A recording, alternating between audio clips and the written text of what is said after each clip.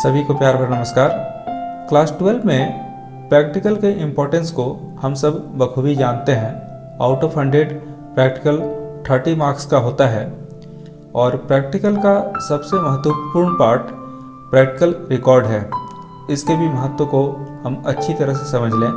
अगर हमारे पास एक अच्छा प्रैक्टिकल रिकॉर्ड है तो हमारे लिए प्रैक्टिकल एग्ज़ाम काफ़ी आसान हो जाता है। क्लास 12 के प्रैक्टिकल को 2 सेक्शन में बांटा गया है। एक सेक्शन ए जिसमें कुल मिलाकर के 6-7 एक्सपेरिमेंट दिए गए हैं, जिसमें से कोई 4 या 5 आपको करना है। दूसरा सेक्शन बी है। तो अभी जो रिकॉर्ड हम लोग डील करने वाले हैं वो सेक्शन ए की बात करने वाले हैं। जैसा कि आप देख रहे थे इंडेक्स में 1 by 1, तो जो पहला एक्सपेरिमेंट है वो है ओम्स लॉ वाला। और इस एक्सपेरिमेंट को करने के लिए हमें जो अरेंजमेंट डायग्राम है कुछ ऐसा। अच्छा, प्रैक्टिकल फाइल बनाने में भी हमें ये ध्यान देना है। जैसे प्रैक्टिकल फाइल आप खोलेंगे तो जो पहला पेज रूल्ड मिलेगा उस पर नहीं लिखना है।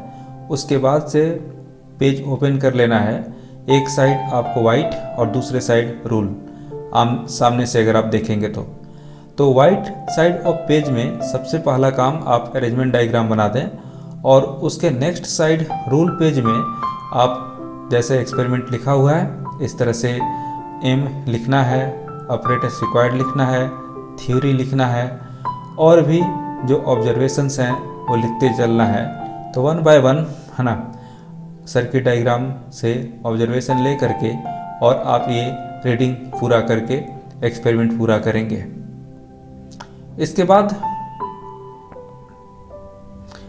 जैसा कि आप देख रहे हैं कि हमारे पास बहुत सारे रीडिंग अवेलेबल हैं और इसका जो मीन कैलकुलेट करना है, मीन कैलकुलेट करने के बाद से लेंथ भी मेजर कर लिया गया और यहाँ पर रेजिस्टेंस पर सेंटीमीटर आपको निकाल करके दे दिया गया। इसमें एक्सपेरिमेंट में प्रिकॉशन और सोर्सेस ऑफ एरर भी लिख देना चाहिए। सेकंड एक्सपेरिमेंट का फिर से अरेंजमेंट डायग्राम बना लेते हैं और सेकंड एक्सपेरिमेंट का अरेंजमेंट डायग्राम फिर जैसा मैंने बोला कि जहाँ पहला एक्सपेरिमेंट ख़त्म हो गया उसके अगले वाइट साइड में अरेंजमेंट डायग्राम और तब नेक्स्ट में आप एक्सपेरिमेंट नंबर 2 लिख करके रूल साइड में थ्योरी वगैरह लिख लेंगे। जो भी चीज़ें यहाँ दी गई हैं 1 by 1 आप कॉपी कर लेंगे। उसके बाद से नेक्स्ट आप जो है एक सर्किट डायग्राम बना लेंगे जो वो सिंप्लीफाइड है अरेंजमेंट डायग्राम का। इसके बाद सारा थ्योरी लिखा हुआ है।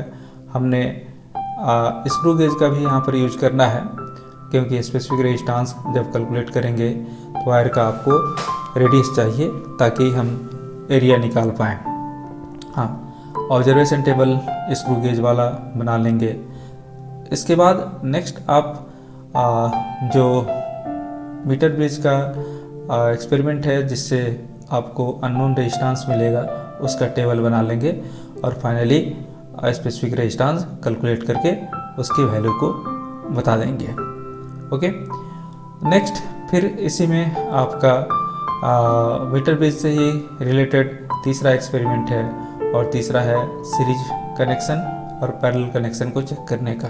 तो वंस अगेन आपने सर्किट डायग्राम अरेंजमेंट तो पहले बना के दिखाया था, वंस अगेन यहाँ बना सकते हैं। सर्किट डायग्राम इसका बनाया हुआ है और इसमें हम अलग अलग रेजिस्टेंसेस के रीडिंग ले लेंगे, एक R1 के लिए, दूसरा R2 के लिए।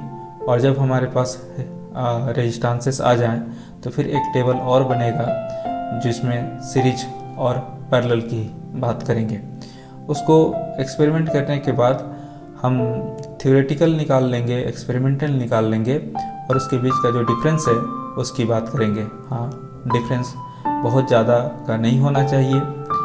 नेक्स्ट एक्सपेरिमेंट आपका ये पोटेंशियोमीटर का EMF कंपैरिजन वाला है। फिर वैसा ही मैंने बोला कि जहाँ पर आपका लिखना ख़त्म हो जाए उसके नेक्स्ट में जो वाइट पेज बचे वहाँ पर अरेंजमेंट डायग्राम और उसके जस्ट बगल राइट साइड आपका जो रूल पेपर है उसमें है ना लिखना शुरू करेंगे इस तरह से। और फिर आप थ्योरी ऑपरेटर्स रिक्वायर्ड और सारा कुछ लिखने के बाद ऑब्जर्वेशन टेबल और कंपैरिजन करके एक सिंप्लीफाइड सर्किट भी इसका ड्रॉ कर देंगे, सर्किट डायग्राम, जिससे कि आपको सहूलियत हो। और फाइनली आपके पास रिजल्ट आ गया, प्रिकॉशंस और सोर्सेस ऑफ एरर भी नोट कर लेंगे। नेक्स्ट आपका फिर से इसमें एक एक्सपेरिमेंट आपका पोटेंशियोमीटर से ही इंटरनल रेजिस्टेंस के कैलकुलेशन का है। फिर लिखने का तरीका आपका वही होगा और लिख करके जो भी ऑब्जर्वेशन टेबल बनता है उसको बना लेंगे, कैलकुलेशन कर लेंगे। इस यहाँ भी सिंप्लीफाइड एक सर्किट डायग्राम होगा। उसके बाद से आपका यहाँ पर रिजल्ट के साथ साथ प्रिकॉशंस और सोर्सेस ऑफ एरर लिख लेना चाहिए। एक 6 एक्सपेरिमेंट है हाफ डिफ्लेक्शन मेथड से गैल्वेनोमीटर का रेजिस्टेंस निकालना। ये भी काम कर सकते हैं, सर्किट डायग्राम आपको शो किया हुआ है, अकॉर्डिंगली कनेक्शन कर लेंगे। कनेक्शन के बाद से आपके पास जो एम ऑपरेटर्स रिक्वायर्ड थ्योरी चाहिए वो मिल गया है, और तब फाइनली ऑब्जर्वेशन टेबल बना करके कैलकुलेशन कर लेंगे, रिजल्ट एंड प्रिकॉशंस लिख लेंगे। तो इस तरह से सेक्शन ए के जितने एक्सपेरिमेंट थे लगभग हम लोगों ने कर लिए। अब सेक्शन बी के अभी एक्सपेरिमेंट की बात करेंगे। तब तक के लिए thank you, have a great day.